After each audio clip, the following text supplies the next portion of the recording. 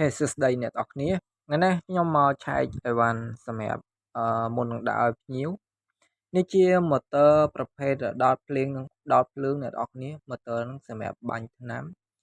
សម្រាប់បងប្អូនដែលមានការងារតិចតួចហើយគឺមានត្រឹមតែម៉ូទ័រនេះមួយអាចយកទៅរៀនបាញ់ថ្នាំដោយខ្លួនឯងបានហើយជួសជុលអីវ៉ាន់ខ្លួនឯងបាន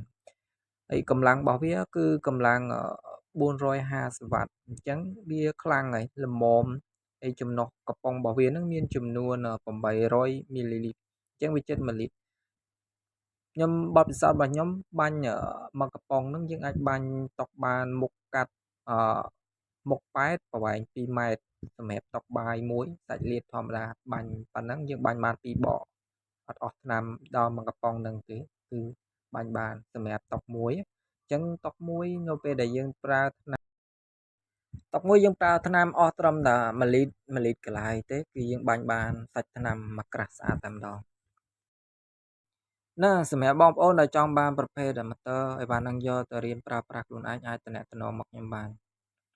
អរគុណចំពោះការតាមដាននៅវីដេអូនេះហើយបើមានកំហុសខុសឆ្គងមេត្តាខន្តីអភ័យទោសផងសម្រាប់អ្នកដែលមានចម្ងល់ឬក៏ចង់សាកសួរព័ត៌មានបន្ថែមទាក់ទងទៅនឹងគ្រឿងសង្ហារឹមដំឡើងឬក៏ចង់ជួសជុលឬក៏ចង់រៀនទាក់ទងទៅនឹងការធ្វើថ្នាំអីខាងខ្ញុំមានសេវាកម្មទៅដល់កន្លែងតែម្ដងអរគុណជម្រាបលាជួបគ្នានៅវីដេអូក្រោយៗទៀតបាយបាយ